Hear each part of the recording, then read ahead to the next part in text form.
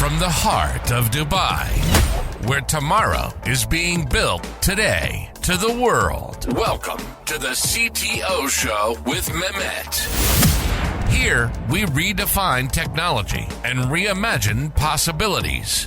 With Mehmet, delve into the riveting realms of AI, cybersecurity, and digital technology. Experience the thrilling highs and lows of startups. Immerse yourself in the spirit of entrepreneurship and witness the future of business innovation being written in real time. Now, without further ado, let's tune in and explore the future. Hello and welcome back to a new episode of the CTO Show with Mehmet. Today, I'm very pleased having with me Jordan. Jordan, thank you very much for being with me on the show today. The way I like to do it is I keep it to my guests to introduce themselves. So let's tell us a bit about you, your background, and what you are currently up to. So the floor is yours. All right. Thanks for having me on.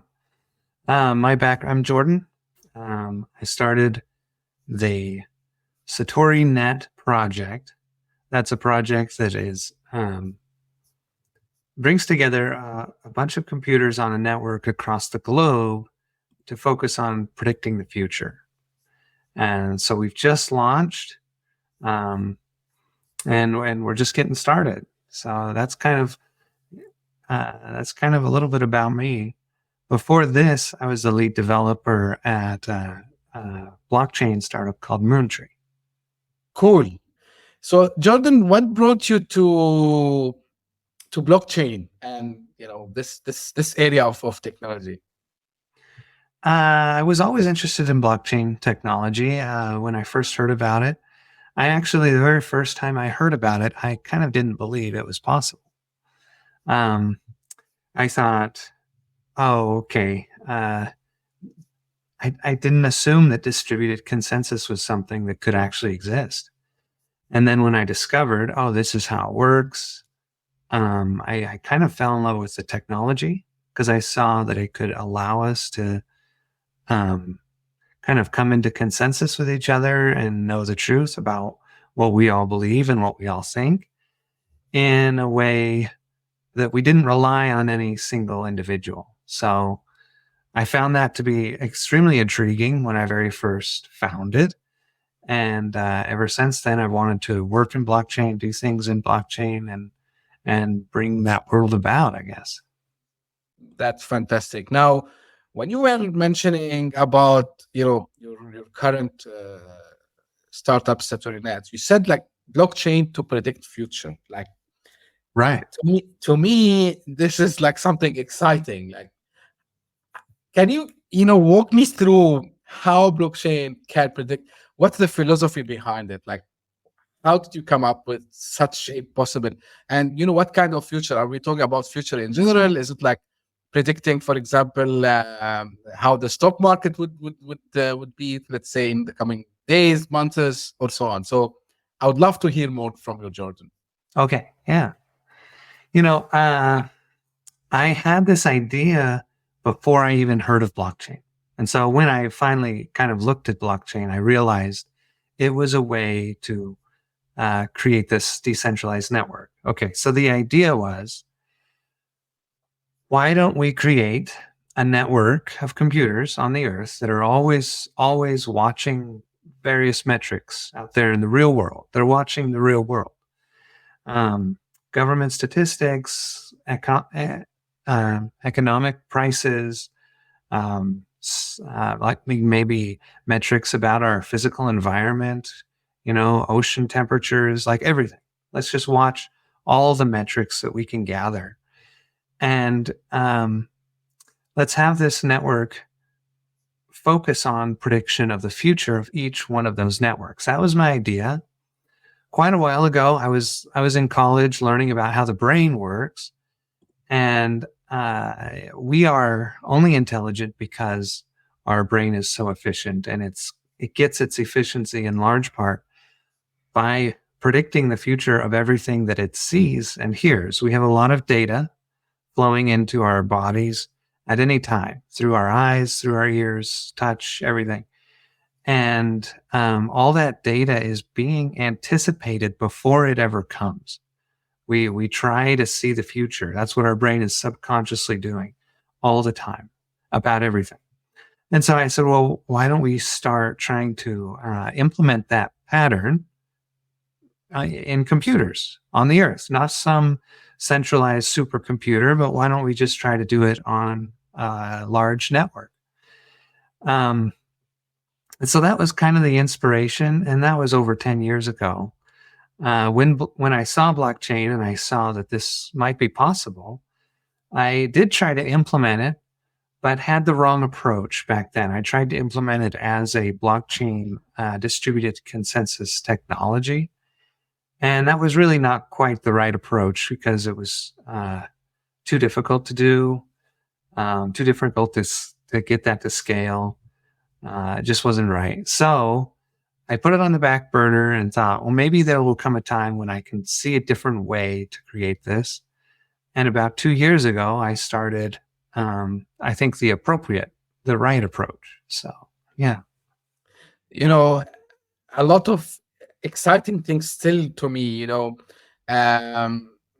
so are we trying here, Jordan, to simulate the way that us humans will predict the futures by getting these data to this decentralized network of computers on the network, and then try to give us insights? Is it like this is the way you're trying to do it? Yeah, that's right. I'm trying to get the computers to be able to watch everything and then correlate everything and say, okay, this is correlated with that, and start to figure out how to predict the future. Because, what I saw, I was in college during the financial crisis, the housing crisis. And so I remember looking at the brain, looking at the economy and saying, well, why didn't we see this coming? There were laws that had been passed. There were economic forces at play, regulations in banks. There were things that if you could see the whole picture, you could see it long before it actually happened, long before it came to fruition and was an actual disaster. You could see it because some people did, and they could see the whole picture and they made money off it. So Right.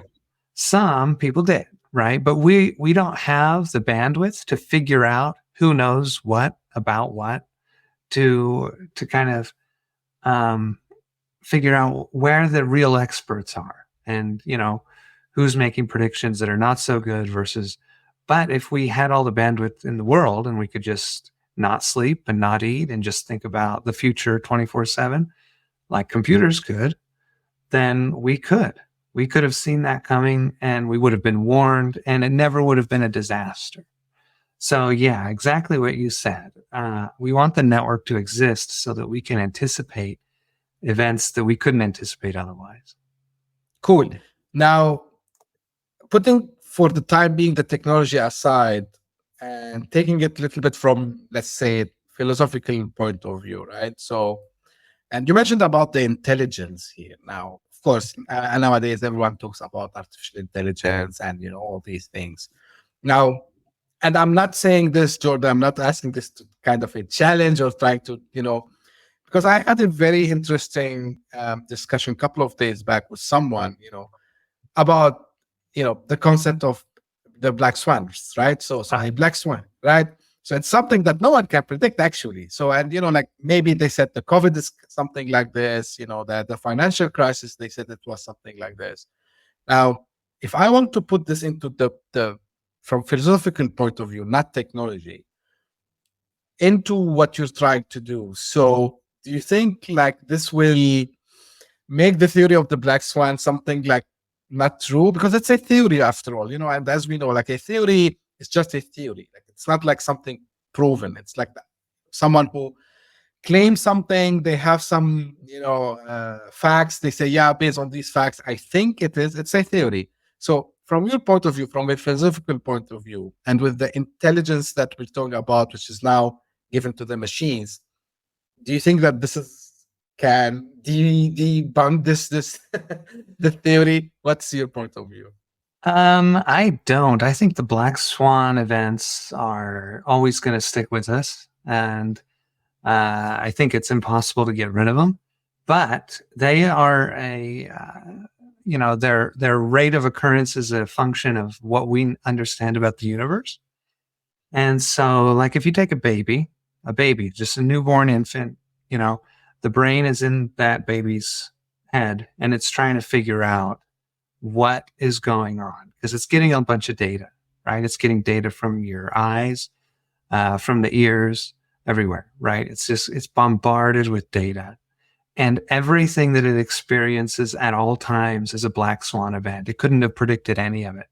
But by the time you're an adult and you kind of understand everything about the world, you kind of, you get up in the morning, you got a routine, everything's predictable. You've put order to your world as much as possible. And so I think as a society and as kind of like a world, we're probably closer to the infant stage where we just don't know what's going on about anything. And, but with these kind of tools that, will actually probably come to fruition far in the future, I think we can get a handle of what's real pretty quickly. And we'll never get away from black swans completely, but we can lessen their occurrence in a major way. So we're gonna reduce, of course, like again, funny enough, the friend was telling me about, yeah, it was a black swan event. Yeah, but if it was a black swan event, we should have known about it. So what you're saying, we might be able to reduce these events, as humanity, based again on the data. Now, you mentioned, letting the machines, of course, learn the same way what happens to us. We just mentioned, like, yeah, when we are kids, we're getting bombarded by data. Now, to you, like, these machines, they need, of course, we know, like, machine learning now, and everything we see in AI is based on of course, like machine learning. You train the machine, and then you try to let the machine decide, or maybe give you some insights sometimes, and forecasting and all this. But now with this amount of data and the correlation, because you mentioned something about correlation, Jordan, and because you're using the blockchain, which is, it gives like something very interesting here. So can I think about that in the future, like the concept of agents? I mean, AI agents that for example, there's an agent responsible for, let's say, ocean temperature. There's an agent responsible for, the humidity. There's another agent responsible, I don't know, like how far the stars are from us at the time being, and so on, right? And then collectively they do the work. Like, is this the idea, is to divide it even between the machines, or there's still kind of a central, of course, it's a blockchain, I know, but there must be some command and something that gives what they should ignore, what they should. You get my point, right? I see where you're coming from. Yeah. Yes. That's a very important point. The blockchain actually serves the purpose of directing the network, and that is because those that hold the token of the blockchain have the voting power for deciding what's a valuable data stream to watch and predict and what's not. So we have a situation right now in AI where AI is created by us. And I'm talking specifically, these days AI means language models, basically, because that's the latest phase. So it seems like we build these language models and we build them on our own language. So that's on our understanding of the world. And then we kind of don't like everything that they say because we curate our language very carefully. And so we retrain them and we make sure that they kind of are nice and don't say anything mean and try to take everybody's perspective into account. And so they approach our collective, and collective is often groupthink, view of what reality is. which is okay, but that's not what the reality actually is. So I think it's important to have AI machines, bots, algorithms that are looking at the real world directly, not our language about the real world, but looking at the real world and trying to predict it directly and not according to our preferences, as far as the result that they predict, but according to our preferences as far as what they're actually looking at. You know, we might not care how far away Alpha Satori is right now, or what the prediction is going to be next year of how far away it's going to be. We might, but we might not. And so, but we really might care about our ocean sea temperatures or something like that. So we want the machine's attention to be allocated according to our value hierarchy. We don't necessarily want to be giving it all the answers, though, because that's not the truth. That's just our opinion. Now, another word that we kept repeating, you and me, Jordan, which is intelligence, right? So the word intelligence by itself, like, I mean, again, we're going a little bit philosophical probably here. But there's a huge difference between us getting data, put it inside a machine, and then writing a code. Of course, it's a complex code. It's not like the day-to-day code that people knows about. And then try to extract some data out of the data, which is mainly what the LLM do. Now, are we talking here about another kind of intelligence, which is little bit similar to what our conscious mind does? So, for example, of course, if someone asks me to do something in instructions, I will go and do it, because it became, as you mentioned, it became our routine, right? So wake up in the morning, we know how to step out of the bed, we know, like, if there's stairs in the house, we know how to go without falling down, and so on and so forth. Now, when I need to do something completely new, so I need some kind of consciousness that, take this data and do something that I never done before. And this is what happens, for example, when we learn things for the first time. Is this the intelligence we're talking about here, Jordan? Is this like I would say, the main thing that we need to be able to solve, so really the machines can predict the future? Yeah, there is a big difference between even modern day AI technologies and what the brain is capable of. It's radically more efficient, but that doesn't mean that we can't make huge models. In, like, ChatGPT, for example, is an example of a model that knows a lot about a lot of things.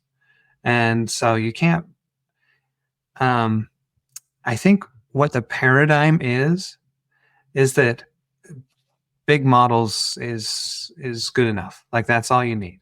And that's comparable to our human brains once it gets big enough, and maybe, but the way I see it is that there's a difference between how we do AI today and how our brains have evolved to do it. And the biggest difference that I see is that our brains are always online learners. So they take time into account.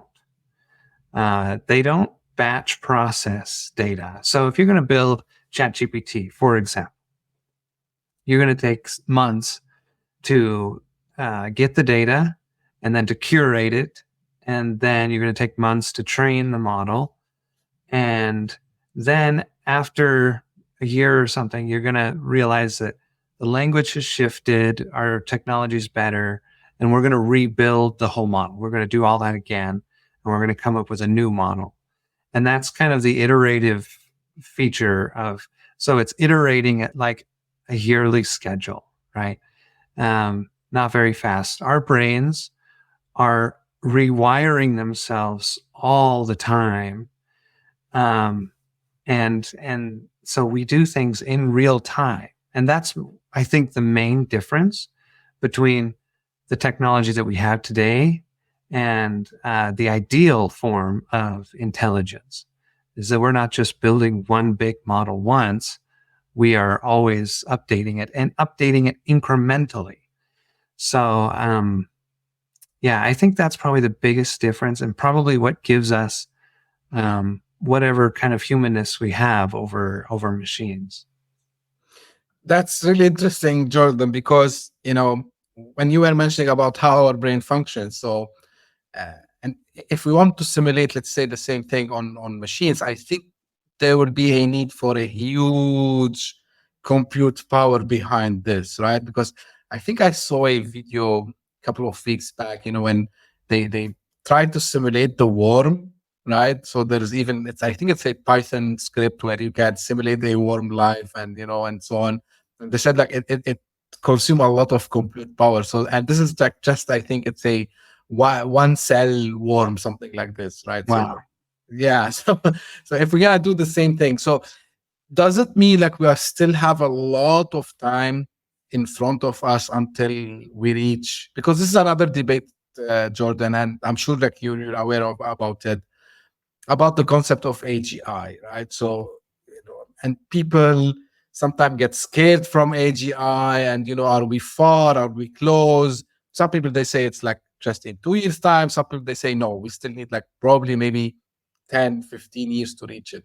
So from what you're currently doing, and because you immerse yourself in this today, so what's your point of view on that? I think that we probably have a long way off if you define it in a particular way. So it really just depends on your definition. I think maybe the simplest definition of AGI is just I can talk to a computer and it's pretty much able to do and say anything that a human could. That's probably pretty close. Years away, right? Not decades. Maybe a decade, maybe.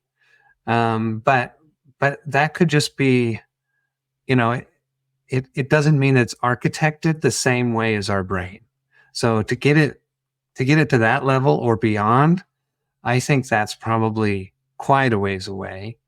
But I don't know. I don't think I could put years on it or anything, but I think that's for the pure intelligence solution, that's a ways off. But as humans, should we be, again, as to your point, it depends how we define it. But should we be worried? Because another thing that comes up about the ethical aspects of such intelligence, in the sense like it can take decisions, it can do a lot of things. It can be super powerful. Actually, what we have today is super powerful if I compare it to what we used to have just like 5 years ago. Right. So what are like the things that really we should be worried behind what the media says and how they try sometimes to scare people, but as from real scenarios that can happen, what can go wrong, and why we should be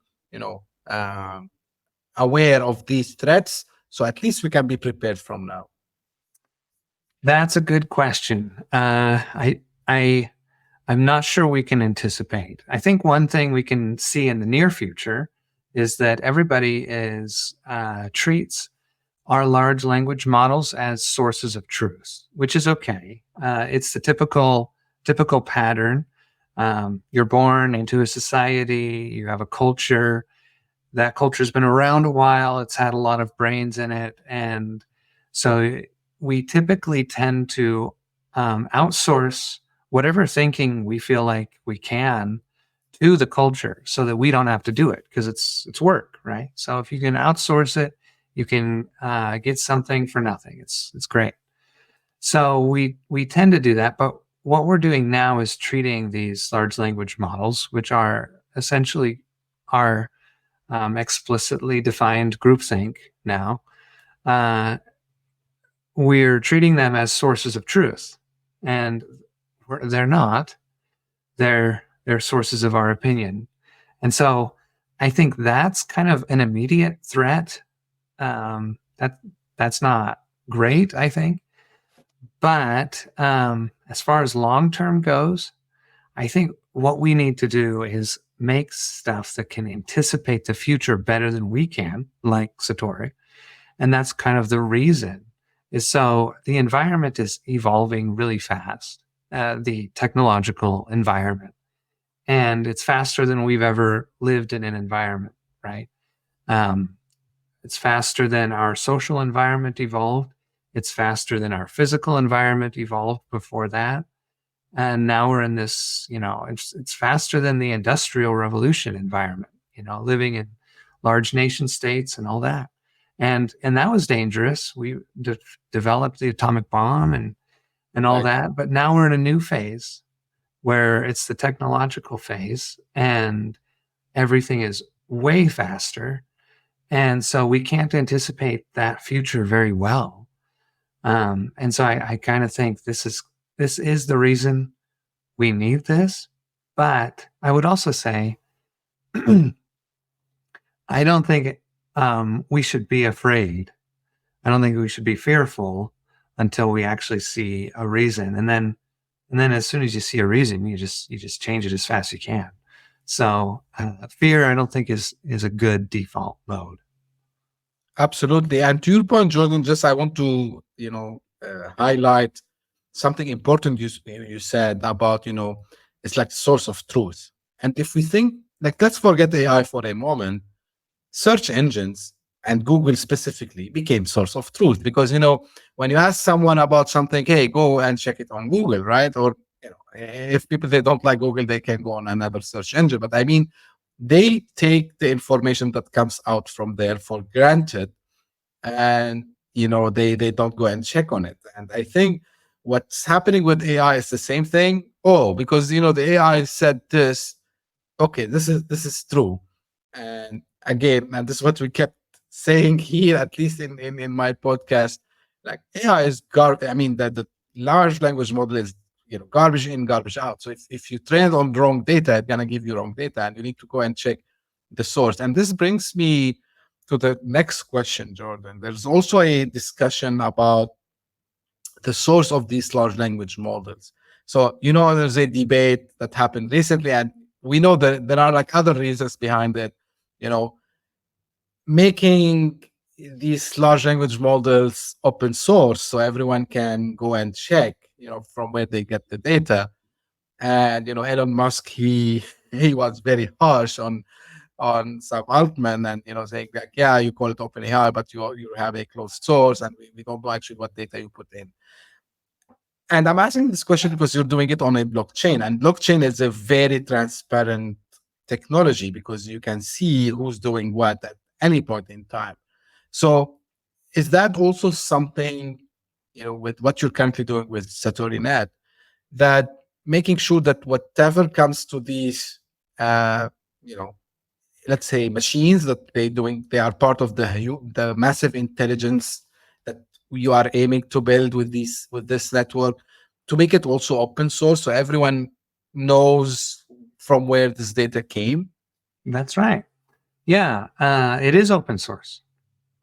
Yeah, we've already open sourced it. The neuron, you can download. It's open source, so you can see all the code. Yeah. Okay, cool. Now, another thing I want to ask, which is more related to the blockchain part.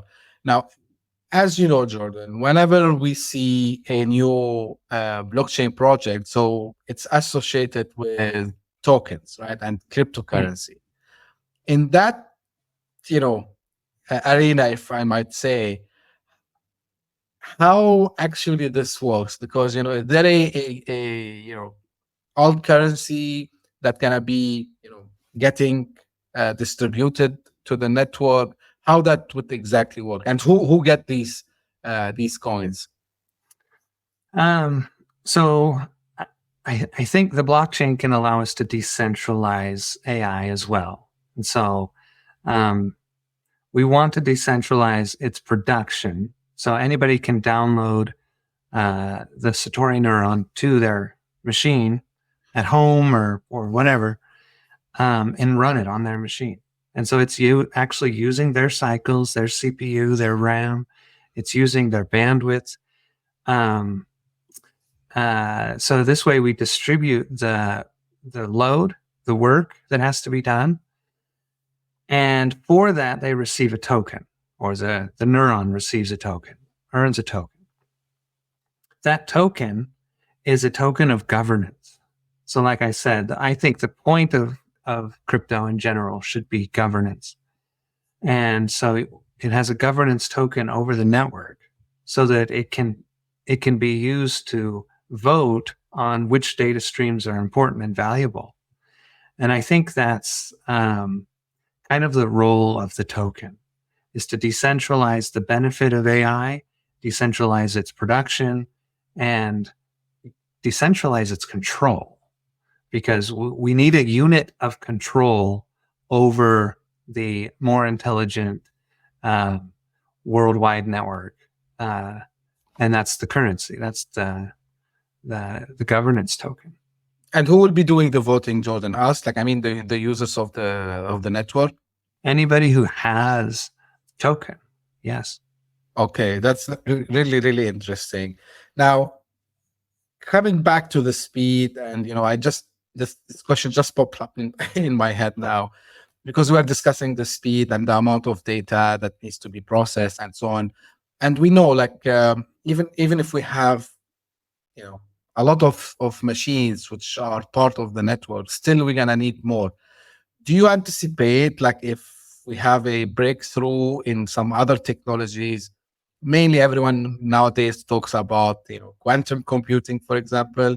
Do you think if we have a breakthrough where we can bring the quantum to the end point, if that is correct point, this will be another, opportunity to maybe stream more data, maybe, taking fast decisions? How do you anticipate, also the future of this? Because, to me, like, this is, maybe it looks futuristic, but it's very logical. And like, I start to try in my head to see where other use cases can be fit in there. Yeah, it seems like quantum computers could radically change how we do AI, but I don't know very much about quantum computers or quantum computing or its state of how close it is to its next big breakthrough. I really don't know. Yeah. Yeah. So it's just an idea that popped up in my head. The other thing, Jordan, where do you see the benefits of, what you're doing currently? Do you see it only for individuals? Do you see it for the whole society? Or do you see it for maybe companies also as well? Or it's mix of everything? It's a mix of everything. If you can predict the future on a global scale, you can help society. You can also help companies because they can make their systems more efficient.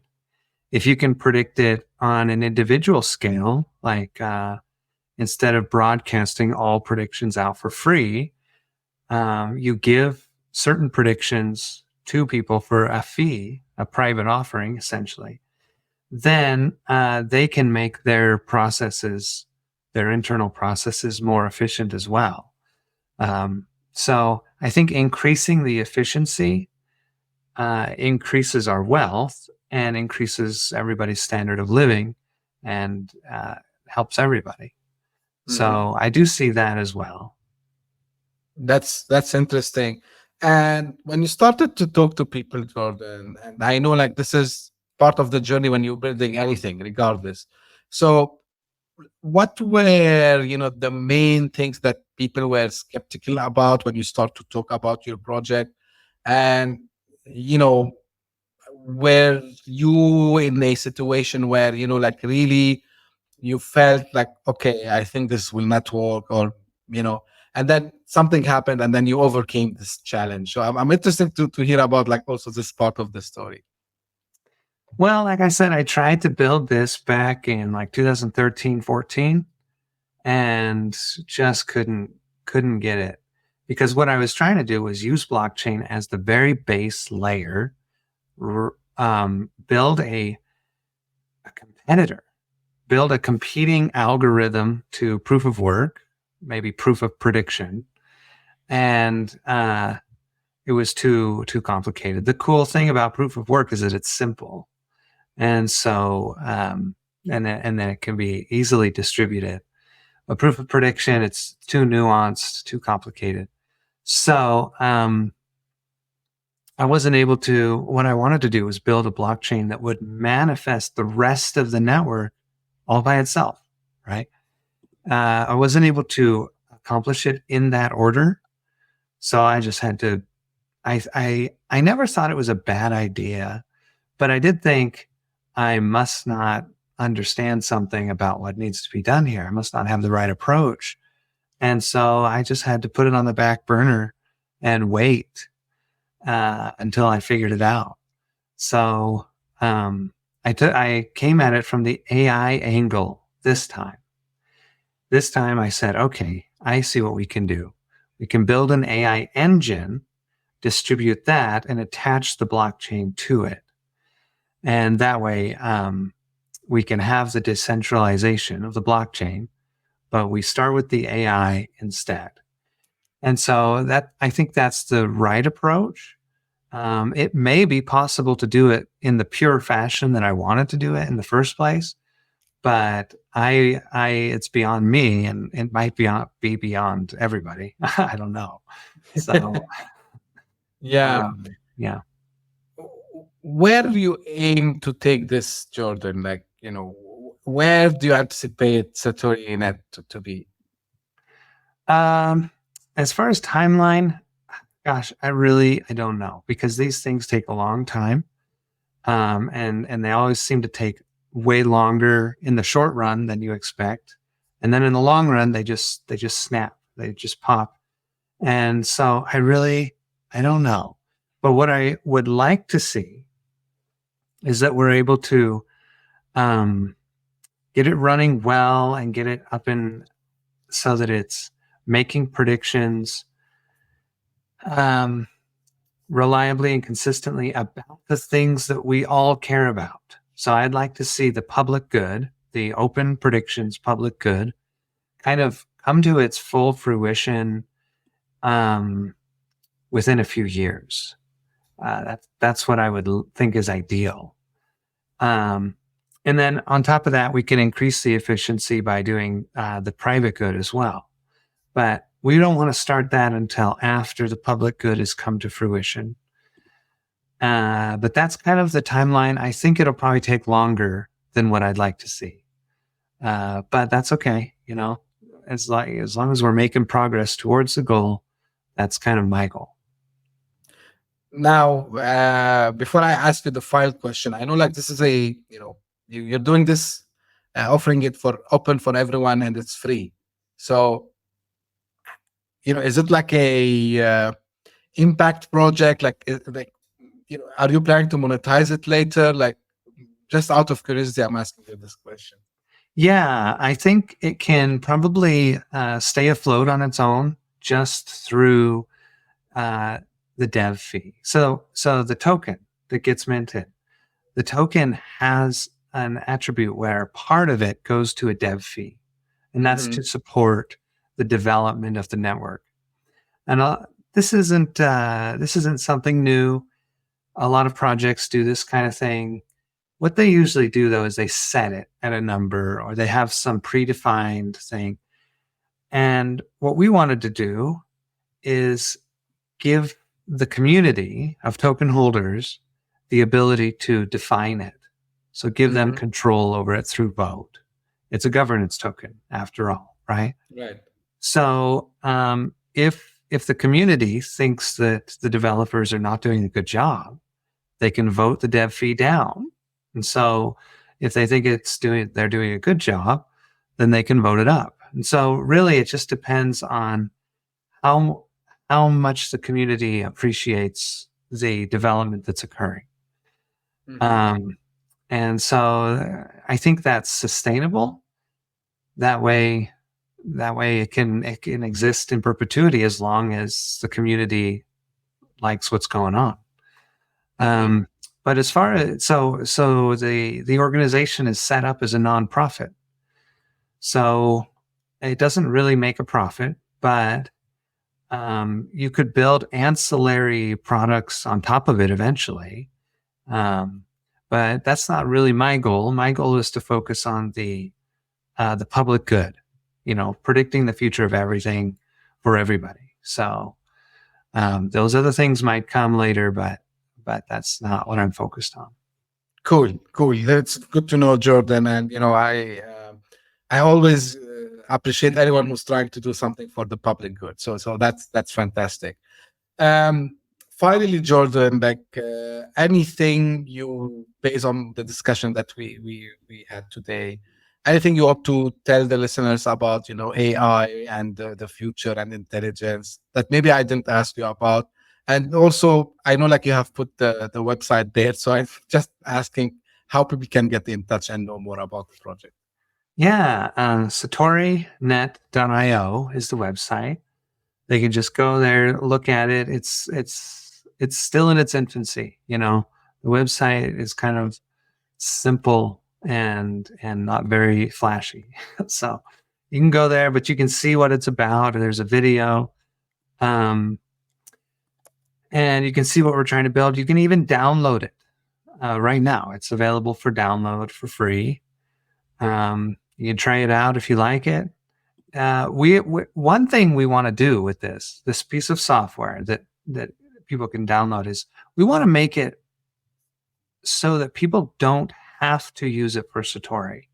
If we make it for free and we put it out there, most people that turn it on will have it work for Satori a little bit, right? But we also wanted to make the ability that anybody can use it as their own tool to predict their own data. Like they could route their own spending habits, their own health metrics, their own data to their own private software that's running on their own machine, and get the future prediction out of that. And so we want to build that tool as well. And that doesn't have to make those predictions public. That can just be for anybody who wants to try it out. That's cool. Really, really cool. Jordan, I really enjoyed the discussion with you today. And, it's very exciting because, we're talking about something that can touch all the humanity's life. So, again, thank you for putting the time to work on a project like this. And to your point, it's still in infancy. Let's see how it goes in the future. And, usually this is how I end my episodes. This is for the audience. If you liked, this discussion today, which I hope you did, please subscribe to the podcast. We're available on all podcasting platforms, and we are available also on YouTube. And if you are one of the people who keeps sending me their comments, suggestions, please keep doing so. And I read all of them. I take your suggestions and even feedback into consideration. So thank you for doing that. And as I say always, thank you very much for tuning in. We'll meet again very soon. Thank you. Bye-bye. Hit that subscribe button. Share the show with your tech-savvy friends and fellow entrepreneurs. And leave us a review on your favorite podcast app. Your support means the world to us.